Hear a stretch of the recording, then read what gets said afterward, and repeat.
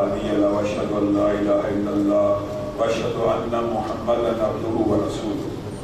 أما بعد فإن خير الحديث كتاب الله وخير الهدي هدي محمد صلى الله عليه وسلم وشر الأمور محدثاتها وكل محدثة بدعة وكل بدعة ضلالة وكل ضلالة في النار. أعوذ بالله من الشيطان الرجيم. فمن كان يرجو لقاء ربه فليعمل عملا صالحا ولا يشرك بعبادة ربه أحدا. تمام قسم کی تعریفات اور حمد و ثنا اللہ مالک الملک کے لیے ہیں، جو تمام کائنات کے خالق مالک اور رازق ہے، جو اپنے بندوں پر بے شمار انعامات کرنے والے ہیں، جو ہمیشہ سے ہیں اور ہمیشہ ہی رہیں گے، نہ جن کی ذات میں کوئی شریک ہے نہ جن کی صفات میں کوئی شریک ہے۔ حمد و ثنا کے بعد لاکھوں کروڑوں درود و سلام ہوں اس ہستی اقدس و مقدس پر کے جن کا نام نامی اور اسم گرامی حضرت محمد رسول اللہ صلی اللہ علیہ وآلہ وسلم ہے، جنہیں تمام کائنات کا ہادی رہنما مقتدی پیشوا رہبر امام بنا کر بھیجا، اور جن کے قلب اطہر پر اللہ رب العزت نے اپنی آخری کتاب حمید کو نازل فرمایا۔ حمد و ثنا اور درود و سلام کے بعد لاکھوں رحمتیں ہوں آپ کے صحابہ پر، امت کے ادیبوں پر، امت کے شہیدوں پر، واعظین پر، مبلغین پر، کہ جن کی وجہ سے اسلام ٹھیک اور مکمل حالت میں ہم تک پہنچا۔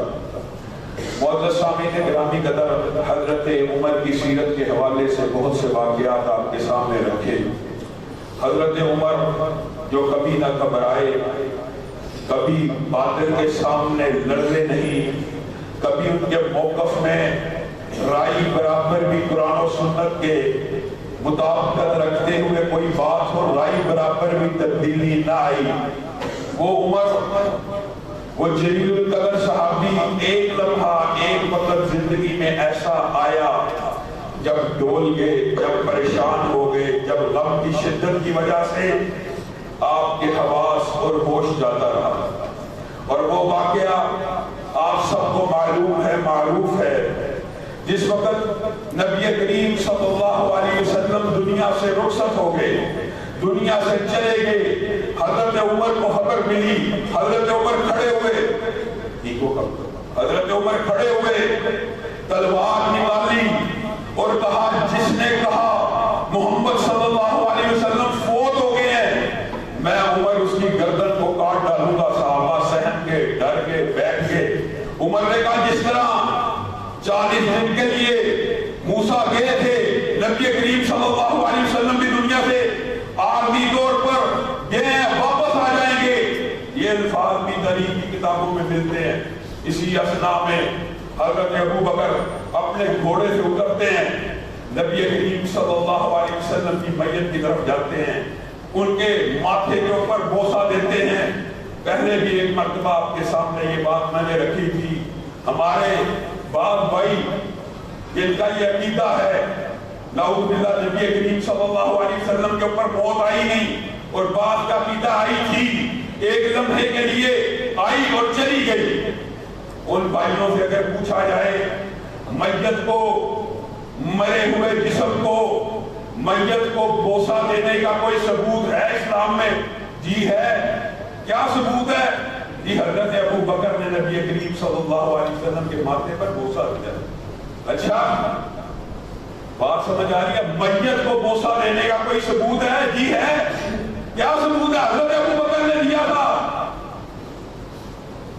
اس وقت آپ کا یہ عقیدہ کہاں چلا گیا؟ ایک لمحے کے لیے موت آئی تھی، اس کے بعد نبی کریم صلی اللہ علیہ وسلم زندہ تھے۔ اگر میت کو بوسہ دینے کا ثبوت حضرت ابو بکر کی اس سیرت سے ملتا ہے، تو اس چیز کا بھی ثبوت ہے کہ وہ میت ہی کو بوسہ تھا، زندہ کو بوسہ نہیں تھا۔ آپ تم دیتے ہو دلیل، ہم نہیں دیتے، آپ دلیلیں دیتے ہو۔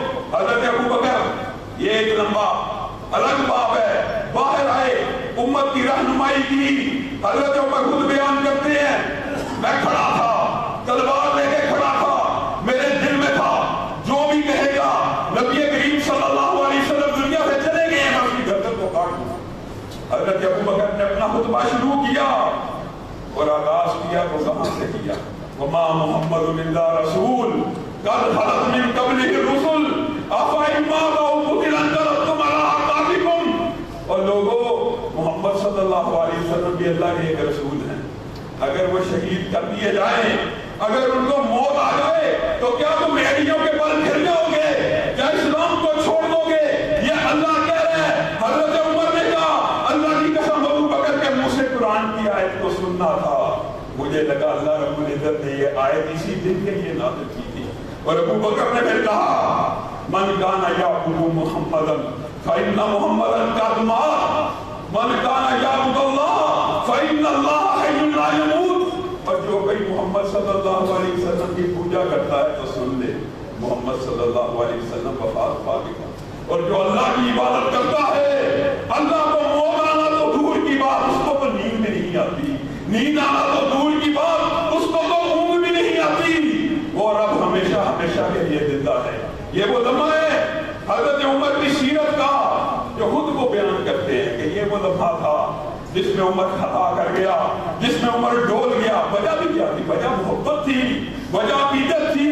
ایک عام لیڈر دنیا کا فوت ہو جائے لوگ اس کو روکتے ہیں، اس کو یاد کرتے ہیں، تو لوگوں جس نے کپڑے پہننے کا طریقہ بدلایا ہو، جس نے ماں بہن بیٹی کی تمیز سکھائی ہو، وہ لیڈر دنیا سے چلا جائے۔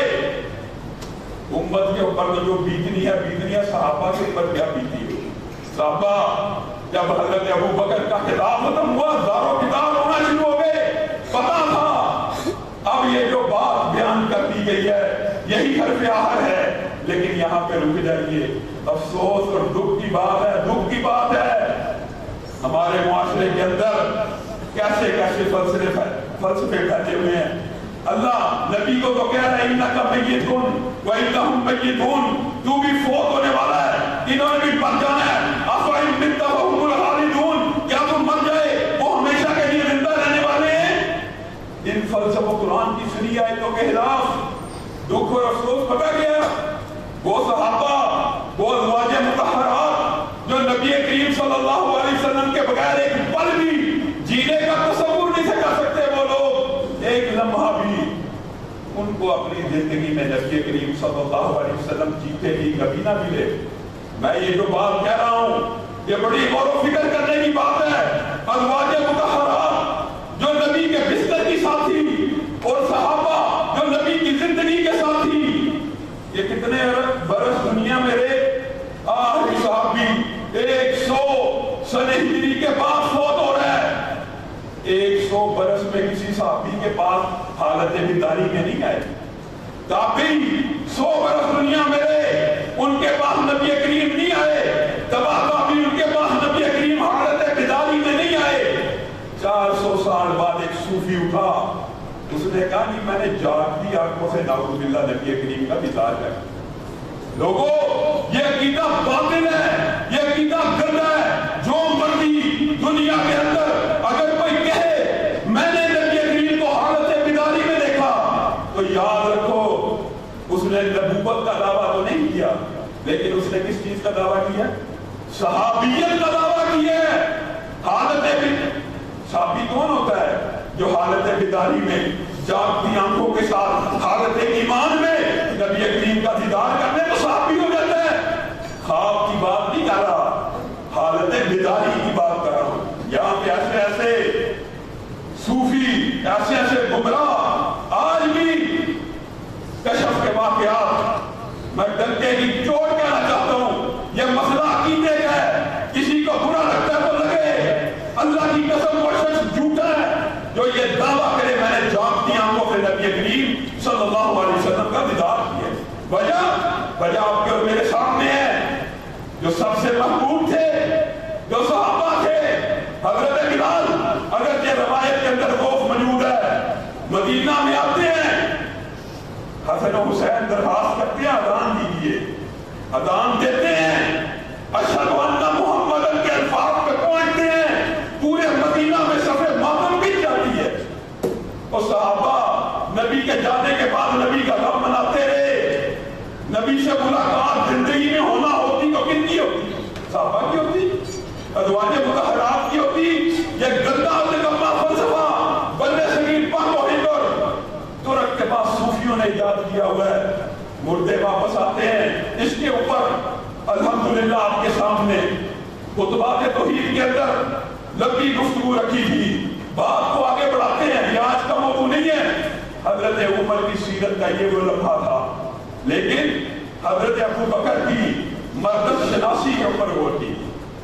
حضرت ابو بکر جب بیمار ہوئے، صحابہ کو اکٹھا کیا، سوچا پہلے کہ میں اپنا خلیفہ بنا کے جاتا ہوں۔ پھر دل میں خیال آیا کہ خلیفہ نبی کریم صلی اللہ علیہ وسلم نے نامزد مجھے لکھا کیا، میں کیا کروں؟ ششو پانی میں تھے، صحابہ نے مشورے کرنا شروع کر دیا، عبد الرحمن ابن عوف سے، حضرت عثمان سے، صحابہ نے مشورے دیے۔ حضرت ابو بکر صحابہ کے مشورے سے اس رائے پہ پہنچے اگر میں نے اپنے بعد خلیفہ مقرر نہ کیا تو ہو سکتا ہے صحیفہ بنی سعدہ میں تو اللہ نے مدد کر دی تھی، امت ٹوٹنے اور بکھرنے سے بچ گئی تھی، یہ نہ ہو کہ میری وفات کے بعد پھر ایسا ہی واقعہ شروع ہو جائے اور لوگوں کے اندر تقسیم در تقسیم کا عمل شروع ہو جائے۔ حضرت ابو بکر آتے تمام کو مخاطب ہو کے کہتے ہیں میں بیمار ہو چکا ہوں، جانے کا وقت مجھے لگتا ہے قریب ہے، میں تمہیں اختیار دیتا ہوں کہ تم اپنی مرضی سے خلیفہ کو منتخب کر دو۔ عوام کو اختیار دیا ہے، صحابہ کو اختیار دیا، صحابہ نے چند دن مشورہ کیا اور اس نتیجے پہ پہنچے ابو بکر جس کو خلیفہ بنائے گا سارے کے سارے صحابہ اس کے اوپر اتفاق کر دیں گے۔ حضرت ابو بکر نے پہلا اختیار کس کو دیا تھا؟ صحابہ کو۔ جب صحابہ نے حضرت ابو بکر کو اختیار منتقل کیا تو حضرت ابو بکر کی طبیعت اس عرصے کے دوران کافی خراب ہو چکی۔ حضرت عثمان کو طلب کرتے ہیں، وصیت کی ابتدا کرتے ہیں، اللہ کی حمد و ثنا، نبی کریم پہ درود بھیجنے کے بعد الفاظ کیا لکھتے ہیں، سوچنے کی بات۔ آج میرے ساتھیوں ابو بکر اس گھڑی میں آن پہنچا ہے جس گھڑی کے اندر بڑے سے بڑا فاسق، بڑے سے بڑا فاجر، بڑے سے بڑا جھوٹا اللہ پہ ایمان لے۔ وجہ کیا ہے؟ یہ حقیقت ہے، جب پردے اٹھنے کا وقت آ جاتا ہے انسان کو اپنی منزل نظر آنا شروع ہو جاتی ہے، چاہے فرعون کیوں نہ ہو، وہ کہتا ہے موسیٰ اور ہارون کے رب کے اوپر ایمان لے۔ حضرت ابو بکر اس بات کا حوالہ دے رہے ہیں، آج میں اس لمحے پہ اس مقام پہ پہنچ چکا ہوں جہاں پہ کوئی فاسق و فاجر بھی اللہ پہ ایمان لے آتا ہے۔ کہنے کا مطلب کیا تھا؟ اس حالت میں کوئی بندہ غلط فیصلہ نہیں کرتا۔ میں اپنے بعد اپنا جانشین اس لفظ پہ پہنچتے ہیں، غشی کا دورہ طاری ہوتا ہے، حالت قوم میں کچھ عرصے کے لیے چلے جاتے ہیں۔ حضرت عثمان جو تحریر لکھ رہے ہیں خود بخود آگے کیا لکھتے ہیں؟ جانشین عمر کو بنا۔ حضرت عثمان نے اپنی طرف سے لکھ دیا، اللہ کو یہ بات منظور نہیں تھی۔ اسی اثنا میں ابو بکر کو ہوش آیا، پوچھا عثمان کہاں تک لکھا ہے؟ کہا جانشین کے بعد عمر کا نام لکھ دیا۔ حضرت ابو بکر نے کہا اللہ کی قسم تم کیا سمجھتے تھے اللہ عمر کا نام لکھوائے بغیر مجھے موت دے دے گا؟ ایسا ہرگز نہیں ہوگا، میں تیرے اس لکھے ہوئے نام کی تائید کرتا ہوں۔ جب وصیت لکھی گئی حضرت ابو بکر کمزوری کے عالم لڑکھڑاتے ہوئے مسجد النبی کے دروازے کے اوپر آئے، اور یاد رکھیے نبی کریم صلی اللہ علیہ وسلم نے یہ بھی کہا تھا سارے دروازے بند کر دیے جائیں سوائے ابو بکر کے گھر کے۔ ابو بکر کے گھر کا دروازہ کھلا رہے گا۔ ابو بکر مسجد النبی میں جھانک کے کہتے ہیں لوگوں اپنے بعد اپنی سوچ و فکر کے ساتھ مشورے کے ساتھ ایک خلیفہ منتخب کر کے جا رہا ہوں، قبول کرو گے؟ صحابہ نے کہا قبول ہے۔ حضرت علی کھڑے ہو اور لوگوں علی اور عمر کے اختلاف کے قصے سناتے ہو، حضرت علی کھڑے ہو گئے۔ حضرت علی نے کہا اگر عمر کے علاوہ کوئی نام ہوا منظور نہیں کرے۔ علی نے کہا تم علی کے ساتھ عمر کی لڑائیوں کی داستانیں سناتے ہو، یہ باتیں من گھڑت ہیں۔ حضرت عمر کو پھر جب خلیفہ بنا دیا، حضرت عمر کی سیرت کے بہت سے واقعات آپ کے سامنے رکھے۔ حضرت عمر صدر دل تھے، صحابہ نے بعد میں شکایت کی تھی حضرت ابو بکر کو اللہ آپ سے کہیں یہ سوال تو نہیں پوچھے گا؟ تو حضرت ابو بکر نے کہا دردی کے اوپر اس وقت عمر سے زیادہ متقی ابو بکر کو کوئی نہیں نظر آتا، اللہ سے دعا کرتا ہوں اللہ اس کا دل نرم کر دے۔ اور دل نرم ہوا تو کیسا نرم ہوا؟ صالح غلام ہے عبد الرحمن ابن عوف، ایک دن صالح کو کہتے ہیں قافلہ آ رہا ہے تاجروں کا، اس کی حفاظت کرنی چاہیے، ہمارے لیے کھانا لے کے آ رہا ہے، ساری رات جاگتے ہیں، پہرا دیتے ہیں۔ مسلمان کی حفاظت کے لیے جو پہرا دیتا ہے اس آن انسان کے اوپر اللہ رب العزت نے جہنم کی آگ کو حرام کیا. فضیلت ہے, حجر کی بات ہے, پہرا دینا شروع کر دیا. اب حضرت عمر بھی سو رہے, بچے کے رونے کی آواز آتی ہے. حضرت عمر اٹھ رہے, بچہ روتا, عورت کو آواز دی یہ کیا کرتی ہے, بچے کو چپ کرا, پھر سو گئے. پھر بچہ اونچی اونچی رونا شروع ہو گیا, یہ بچے کو کھانا کیوں نہیں کھلاتی. عورت جواب دیتی ہے, عورت کو کیا پتا کس کی آواز آ رہی ہے, رات کا اندھیرا ہے, طریقی ہے کہیں سے باہر آ رہی ہے, اس لیے کھانا نہیں کھلاتی. کہ عمر نے منع کیا ہے, کس بات سے منع کیا ہے, اس بچے کا وظیفہ کوئی نہیں جو ماں کا دودھ پیتا, اس سے دودھ چھڑوایا ہوا ہے, کھانے کی عمر نہیں ہے, روٹی چبا نہیں سکتا, لیکن بچے کا وظیفہ لگانا چاہتی ہوں, اس لیے دودھ نہیں پلاتی, روٹی کھلانا چاہتی ہوں. حضرت عمر نے کہا اس کو دودھ پلا. فجر کا وقت ہوا, صحیح روایات کے الفاظ ہیں, حضرت عمر ساری فجر کی نماز میں روتے رہے. یہ رحم دلی, یہ جذبہ حضرت ابو بکر کی دعا کا نتیجہ تھا. اور رونے کے بعد سلام پھیرا, اور روایات کے اندر یہ الفاظ بھی آتے ہیں, حضرت عمر جب جماعت کرایا کرتے تھے ان کی رونے کی آواز 3-3, 4-4 صفحے دور تک جایا کرتی تھی, اتنی اونچی اونچی اللہ کے خوف سے روتے تھے.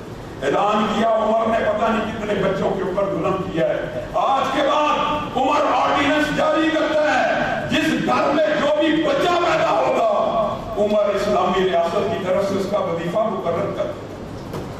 لوگوں آج دنیا کے اندر چلے جاؤ, اسکینڈینیوین کنٹریز کے اندر یہ جو قانون ہے کہ پیدا ہوتے بچے کا نام رکھتا ریاست کی ذمہ داری ہے, اس کو بھی عمر لا ہے. یہ حضرت عمر ہیں جنہوں نے پہلے دن کے بچے کا وظیفہ اسلامی ریاست کے اندر مقرر کیا. اسی کے بعد ہے حضرت سالمی دوسرے موقع کے اوپر اور قربان جائیں نبی کریم صلی اللہ علیہ وسلم کی تربیت کے اوپر, اور قربان جائیں صحابہ کی تربیت کے اوپر, ان کے اخلاص کے اوپر, ان کی پھیلتی ہوئی تبلیغ کے اوپر. یہ وہ مشہور واقعہ ہے, حضرت عمر رات کو گشت کر رہے ہیں, ایک گھر میں سے ایک لڑکی کی اور ایک گڑیا کی آوازیں آ رہی اونچی اونچی, پانی کیوں نہیں ڈالتی دودھ میں, امی آپ کو پتا نہیں خلیفہ نے منع کیا ہے, آج کے بعد دودھ میں جو پانی ڈالے گا اس کو خلیفہ کوڑے لگائے گا. تو بیٹی ہم نے کون سا بیچنا ہے, ہم نے کون سا لوگوں کو دینا ہے, ہم نے کون سا عوام میں بانٹنا ہے, خود ہی تو پیٹ بھرنا ہے, بچے زیادہ ہیں, اس میں کچھ پانی ڈال لے, ہم نے خود تو پینا, اس کی کون سی قیمت رہتی. امی جب آرڈیننس جاری ہو گیا ہے دودھ میں پانی نہیں تو اپنے لیے بھی حرام ہے, غیروں کے لیے بھی حرام. عمر کو دیکھ تو نہیں رہا, عمر کو سن تو نہیں رہا, اور بیٹی پانی ڈال, خوراک کا انتظام ہو جائے. ماں اگر دیکھتا ہو اور جانتا ہو اس عمر کی پیروی ہو, اور اگر نہیں دیکھتا نہیں سنتا, تیرا میرا رب تو دیکھ اور سن رہا, میں کیسے پانی ڈال دوں, میں کیسے خلیفۃ المسلمین کی حضرت عمر کے آرڈیننس کی مخالفت کروں. اصلاً تو حکم دیا اس گھر کے اوپر نشان کو لگایا جائے. صبح فجر کے بعد اپنے بیٹوں کو مخاطب ہو کے کہا اللہ کی قسم شادی کی حاجت ہوتی تو آج ایک رشتہ دیکھ کے آیا ہوں, خود کر لیتا.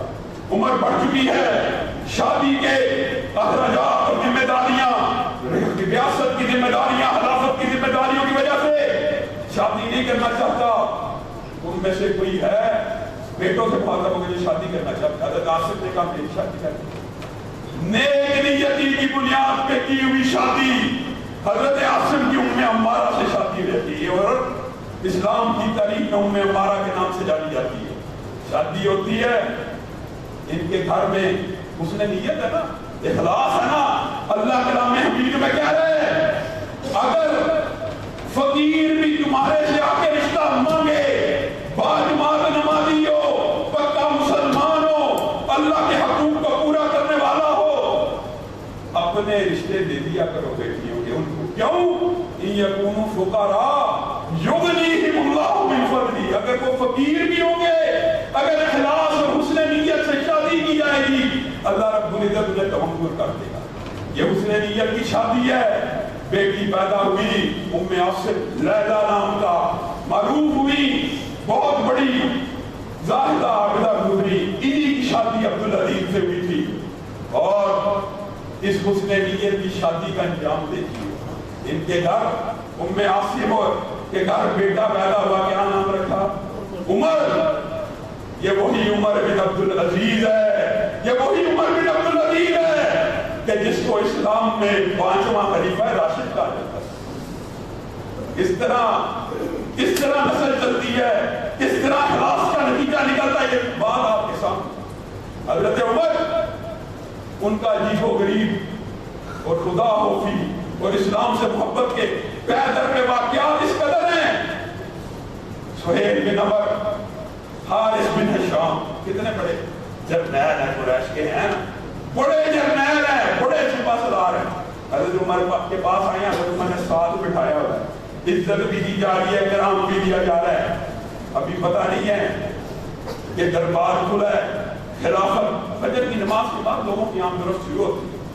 یہ نہیں کہ ان کو دھتکارا ہوا ہے. سہیل بن عمر کو بھی پاس بٹھایا ہوا ہے, حارث بن ہشام کو بھی پاس بٹھایا ہوا ہے. مہاجرین صحابہ آ رہے, حضرت عمر سہیل بن عمر کو کہہ رہے ہیں, حارث کو کہہ رہے ہیں ذرا پیچھے ہو جائیے, کوئی جگہ دیجیے, ذرا پیچھے ہو جائیے, ان کو جگہ دیجیے. کچھ عرصے بعد انصاری آ رہے ہیں, ذرا پیچھے ہو جائیے, ان کو جگہ دیجیے, ذرا پیچھے ہو جائیے. یہاں تک کہ پیچھے کرتے کرتے سہیل بن عمر اور حارث بن ہشام مسجد نبوی کے گیٹ سے باہر ایک دوسرے کی طرف دیکھتے. آج عمر نے کیا سلوک کیا سمجھ آئی؟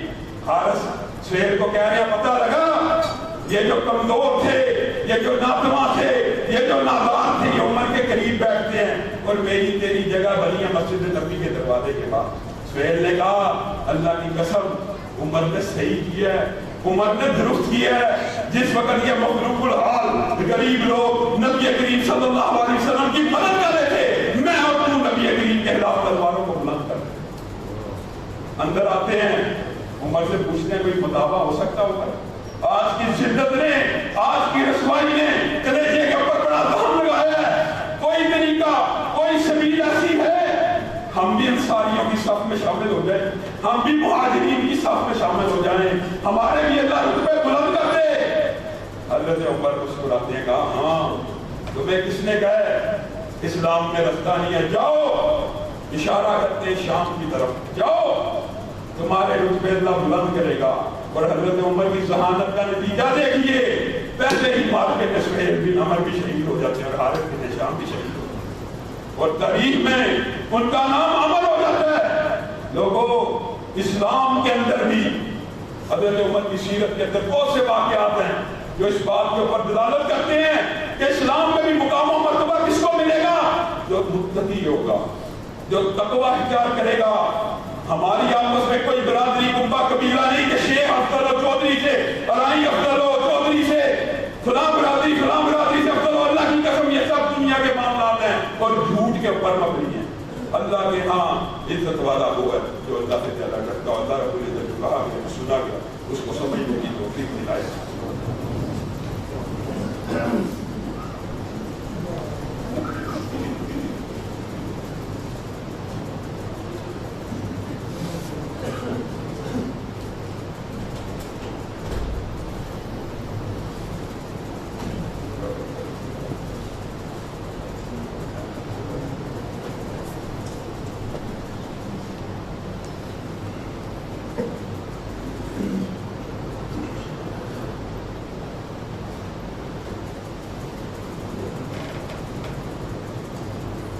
إن الحمد لله نحمده ونستعينه ونستغفره ونؤمن به ونتوكل عليه ونعوذ بالله من شرور أنفسنا ومن سيئات أعمالنا من يهده الله فلا مضل له ومن يضلل فلا هادي له وأشهد أن لا إله إلا الله وأشهد أن محمدا عبده ورسوله أما بعد فإن خير الحديث كتاب الله وخير الهدي هدي محمد صلى الله عليه وسلم وشر الأمور محدثاتها وكل محدثة بدعة وكل بدعة ضلالة وكل ضلالة في النار. معزز سامعین گرامی قدر, صحیح بات یہ ہے کہ نہایت دکھ اور افسوس کی بات ہے کہ اسلامی معاشرے کے اندر ہم اس طرح کی باتیں اور اس طرح کی تبلیغ کرتے ہیں. کئی مرتبہ کہتے وقت بھی انسان کے دل کے اندر عجیب و غریب قسم کے خیالات آ رہے ہوتے ہیں, لیکن چونکہ معاشرے کے اندر یہ چیزیں عام ہو چکی ہیں اس لیے ان کا ذکر کرنا بھی مجبوری بن گئی ہے. اپریل فول آ رہا ہے, نعوذ باللہ, اپریل فول آ رہا ہے جس میں علی اعلان جھوٹ بولا جائے گا، مسلمان کو تکلیف پہنچائی جائے گی اس طرح جھوٹ بول کر۔ اور لوگوں کیا ہو گیا ہے، اپنی عقل کو ٹھکانے پہ لگاؤ، مسلمان کو تکلیف دینے کے لیے جھوٹ بولو گے۔ نبی کریم صلی اللہ علیہ وسلم نے فرمایا ہلاکت ہے اس شخص کے لیے جو مسلمان کو ہنسانے کے لیے جھوٹ بولتا، تکلیف دینے کے لیے جھوٹ بولنا۔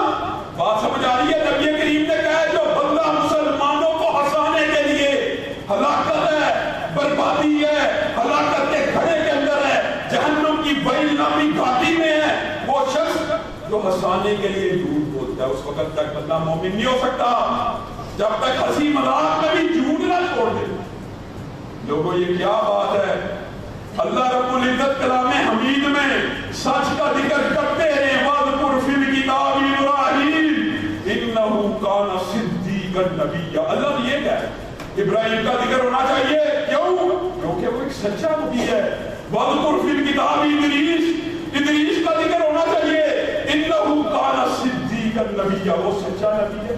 وَاذْكُرْ فِي الْكِتَابِ إِسْمَاعِيلَ إِنَّهُ كَانَ صَادِقَ الْوَعْدِ وَكَانَ رَسُولًا۔ اللہ کہہ رہا ہے، اللہ نبیوں کا ذکر کلام حمید میں کیا کہہ رہا ہے؟ یوسف ایھا الصدیق، یوسف کا ذکر کلام اللہ میں ہونا چاہیے، کس وجہ سے؟ وہ ایک سچا ہے۔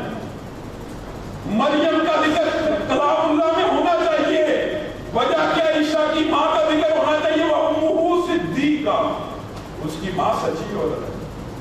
اللہ کہہ رہا ہے کلام حمید میں، ایک تو آیت مباہلہ میں اللہ کہتا ہے لعنت ڈالو جھوٹ بولنے والوں پر، پھر اللہ تعالیٰ نے لعنت خود سی ڈالی ہے کہ اللہ کی لعنت ہوتی ہے جھوٹ بولنے والے کے اوپر، اور اللہ تعالیٰ ہدایت نہیں دیتا، جو بندہ جھوٹ بولتا ہے اس کو اللہ ہدایت نہیں دیتا۔ اور اللہ نے کلام حمید میں ایک سبب کلام کے انکار کرنے کا بھی یہ بیان کیا ہے۔ اللہ کی کتاب کا انکار وہی لوگ کرتے ہیں جو جھوٹے ہوتے ہیں۔ جھوٹ بولنا کوئی چھوٹا ہے نہیں ہے، ہر مسلمان میں عام ہے۔ صرف جھوٹ بولنے سے مسلمان کے منہ سے ایسی بدبو نکلتی ہے کہ رحمت کا فرشتہ 1 میل دور بھاگ جاتا ہے۔ کتنی سخت وعید ہے۔ فرشتے اللہ کی رحمت کے کتنے بھی ہیں، جب انسان جھوٹ بولتا ہے 1 میل کے فاصلے میں کھڑے ہو جاتے ہیں۔ تو نے اس کے بعد کوئی نیکی کر دی، تیرے دل میں کوئی نیکی کا خیال آ گیا، اللہ تو چلو ریکارڈ کرنے والا ہے، لیکن جن کی ڈیوٹی لگی ہے وہ تو تیرے سے 1 میل دور کھڑے ہیں، وہ کیسے تیری نیکی کو ریکارڈ کریں گے؟ یہ چھوٹی بات ہے۔ آج بے دھڑک نبی کریم صلی اللہ علیہ وسلم نے فرمایا ہے مومن مفہوماً بیان کرتا بزدل ہو سکتا ہے، ہو سکتا ہے، مومن وکیل ہو سکتا ہے، ہو سکتا ہے، آقا کیا مومن جھوٹا ہو سکتا ہے؟ نہیں نہیں نہیں نہیں، مومن جھوٹا نہیں ہو سکتا۔ عبداللہ ابن عمر کا واقعہ ذہن سے نکل گیا، ماں بچے کو بہلا رہی ہے، بیٹا میں تجھے کھجور دوں گی، بیٹا میں تجھے یہ چیز دوں گی۔ نبی کریم پاس بیٹھے ہیں، پیشانی پہ سلوٹیں آ جاتی ہیں، اے عبداللہ کی ماں تو بچے کو ورگلا رہی ہے کہ سچ میں دے گی؟ آقا میرے پاس موجود ہے، میں سچ میں دوں گی، لیکن اگر میں کیا اس کو نہ دیتی تو نبی کریم آپ کے اور میرے لیے ایک سنہری اصول مرتب کر رہے ہیں۔ عبداللہ کی ماں اللہ کی قسم اگر تو اس کو بدلے میں کھجور نہ دیتی تیرا جھوٹ لکھا جاتا۔ بچے کو بہلانے کے لیے امام بخاری نے ایک سکا شخص جس سے حدیث لے لی تھی، کتنے میل کا سفر کیا؟ 100 کلومیٹر۔ وہاں پہنچے، اونٹ کو برگلا رہا ہے، اونٹ کو پچکا رہا ہے، سامنے ایک کپڑا کیا ہوا ہے، اس میں چارہ کوئی نہیں، اونٹ کو جیسے عام عوام میں پیچھے پیچھے چلاتے ہیں چارے کے۔ امام بخاری نے آگے ہو کے دیکھا، چادر میں گھاس ہوئی، چادر میں چارہ کوئی نہیں۔ امام بخاری کہتے ہیں جو شخص ایک جانور سے جھوٹ بول سکتا ہے، بخاری اس سے حدیث نہیں ہے۔ لوگوں جانور سے جھوٹ بولنا کیا یہ حرام ہے؟ کیا جانور کو اپنے پیچھے چلانا غلط تھا؟ لیکن امام بخاری نے حدیث کی حفاظت کا معیار یہ بنایا جس سے زندگی میں ایک مرتبہ بھی جھوٹ بولنا ثابت ہو جائے، اس سے امام بخاری حدیث نہیں ہے۔ آج ہمارے حوصلے بڑے ہوئے ہیں، اسی پر بس ہوتا نا تو بات مکمل تھی، لیکن نبی کریم صلی اللہ علیہ وسلم نے آپ کو اور مجھے ایک رہنما اصول دیا، کیا؟ صرف اس حدیث کے اوپر غور کیجیے۔ آپ کسی کے گھر مہمان جائیں، مہمان جاتا ہے انسان تکلف تو کر، میزبان، اس نے طرح طرح کی ڈشیں آپ کے سامنے رکھی ہوئی ہیں، صحابہ نے نبی کریم سے پوچھا ہے یہ خود وجہ، نبی کریم کا جھوٹ کے خلاف تبلیغ کیا کرتے، صحابہ کے دل ڈر جاتے، خود پوچھتے، نبی کریم سے پوچھا کیا آپ کا ایسا ہو سکتا ہے کہ ایک بندہ کوئی کھانا پیش کرے، انسان کے دل میں حاجت بھی ہو، کیا مطلب؟ ایک میزبان نے بہت سے فروٹ ہے، مثال دے رہا، آم ہے، آم پیش کر رہا ہے اور سامنے بیٹھا ہوا مہمان تکلف کہتا مجھے حاجت نہیں، نبی کریم سے پوچھا اگر دل کے کہیں گوشے کے اندر حاجت موجود ہو اور تکلف سے انسان کہتے مجھے حاجت نہیں ہے، اس کا کیا حکم ہے؟ تو نبی کریم صلی اللہ علیہ وسلم نے فرمایا اللہ کی قسم تیرا یہ جھوٹ لکھا جائے گا، تیرا یہ جھوٹ لکھا جائے گا۔ تکلف کے اندر بھی انسان اگر یہ بات کہتے مجھے تمنا نہیں، مجھے حاجت نہیں، تو یہ جھوٹ لکھا جائے گا۔ یکم اپریل کو مسلمان کو اذیت دینے کے لیے، مسلمان کو تکلیف دینے کے لیے اس کو فون کر کے جھوٹی خبر سنائے فلاں ایکسیڈنٹ ہو گیا، نعوذ باللہ، تیرا شمار جھوٹوں کی بڑی عادت ہے۔ اور نبی کریم صلی اللہ علیہ وسلم نے واضح طور پہ کہہ دیا ہے، یاد رکھیے یہ حدیث بعض لوگ ایسے بیان کرتے ہیں تو لوگ اس کی سنگینی کا اندازہ نہیں کرتے۔ منافق، اصلاً جو منافق ہوتا ہے نا، اصلاً منافق وہ دائرہ اسلام سے خارج ہوتا ہے، کیوں؟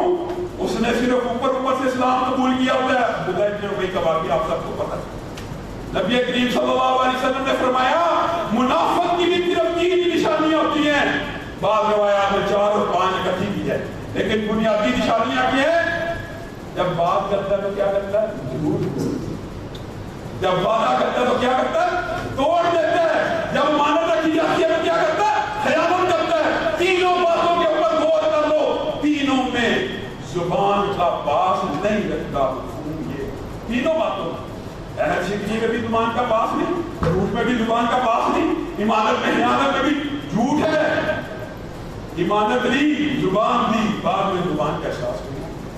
لیکن آج ہم میں ہر برے کا تہوار، جو بھی تہوار آ جائے، چاہے فاشی اور یعنی سے بڑا ویلنٹائن ڈے ہو، چاہے اپریل فول ہو، اور تو اور دکھ کی بات ہے، یہ تو چلو ایک مغربی تہوار ہے، ہمارے معاشرے کے اندر رجب ہے، رجب یہ بھی مہینہ آ گیا ہے۔ لوگوں نے سوال پوچھے یہ رجب کے پورے ہوئے وہ کیا ہوتے ہیں جی؟ پوری ایک کہانی گھڑی بھی ہے، امام جعفر صادق نے ایک فلانی کو کہا تھا اگر یہ کرو گی تو کیا ہوگا۔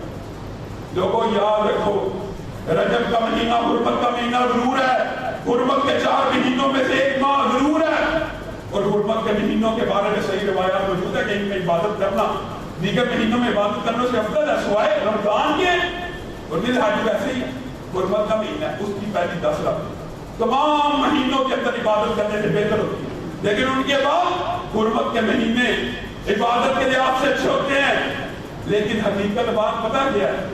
ایک بات، ایک کلیہ پہلے یہ یاد رکھ لیجیے کہ رجب کی فضیلت کے حوالے سے جتنی باتیں نبی کریم صلی اللہ علیہ وسلم کے ساتھ منسوب کی گئی ہیں سب جھوٹی ہیں، سب غلط ہیں، سب من گڑت ہیں، سب نبی کریم صلی اللہ علیہ وسلم کے اوپر بہتان پڑا۔ شریعت کے اندر کسی چیز کو ایجاد کرنے کے لیے بدترین قسم یہ ہے کہ بتا یہ بات کہ یہ کام نبی کریم صلی اللہ علیہ وسلم نے کہا۔ بدترین جھوٹ کی قسم یہ ہے، بدترین وجہ عام جھوٹ بولتا ہے اس کے ایفیکٹس ہو رہے ہیں، لیکن جو بندہ نبی پہ جھوٹ بولتا ہے اصل میں وہ کیا کر رہا ہوتا ہے؟ شریعت سازی کر رہا ہوتا ہے۔ نبی کا ہر قول شریعت ہوتا ہے، نبی کی ہر بات دین ہوتی ہے۔ اس لیے سب سے بڑا جھوٹ یہ ہے کہ کوئی بندہ اٹھے اور کہ نبی کریم نے یہ کہا اور انہوں نے وہ کہا نہ ہو، تو نبی کریم صلی اللہ علیہ وسلم نے کیا کہا؟ مجھ پہ ایک مرتبہ جھوٹ بولنے والا، میرے پہ ایک مرتبہ بہتان کرنے والا، میرے نام کو استعمال کر کے شریعت کا دھوکہ دینے والا صرف ایک مرتبہ ہی کیوں نہ ہو، اس کو اپنا ٹھکانہ کہاں بنا لینا چاہیے؟ جہنم کی آگ۔ نبی کریم کے اوپر جھوٹ بولنا اتنا بڑا عذاب ہے اور وجوہات بھی بیان کر دی ہے.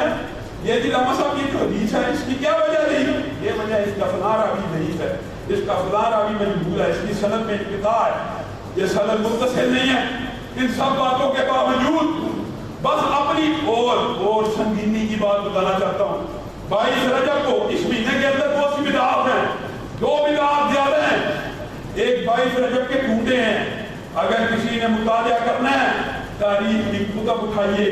22 رجب کو اسلامی ہسٹری میں کوئی واقعہ نہیں ہوا سوائے ایک عظیم الشان واقعے کے. وہ کیا؟ حضرت امیر معاویہ کا یوم وفات ہے.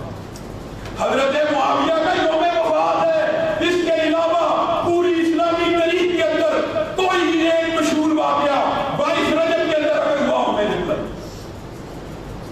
یہ کنڈے بھی اصل میں حضرت امیر معاویہ کی وفات کی خوشی میں ہمارے رافضی لوگوں نے ایجاد کیے. جب کوئی دلیل نہ ملی تو امام جعفر کی طرف سے اس کے فضائل منقول کر دیے. لوگوں یہ ہو سکتا ہے وہ دین جو مکمل دین ہو, وہ دین جس کی راتیں نبی کریم کے صبح کی طرح روشن ہے, جس کی صبح سورج کی طرح روشن ہے, اس دین کے اندر نبی کریم آپ سے اور مجھ سے کوئی بات چھپا جائے, آپ کو اور مجھے اطلاع نہ کرے.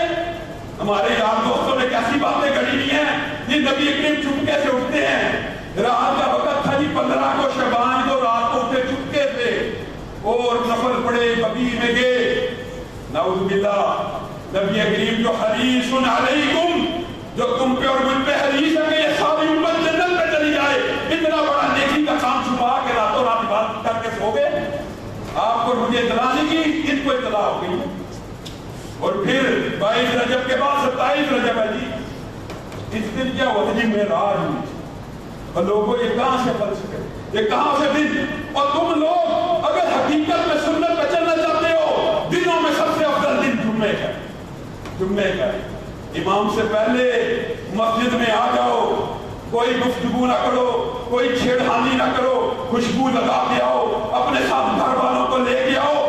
ہر قدم پہ 1 سال کے قیام اور 1 سال کے رمضان کا ثواب ہے. یہ نہیں لینا جو صحیح سنت سے ثابت ہے. پیر اور جمعرات کا روزہ رکھنا وہ نہیں کرنا.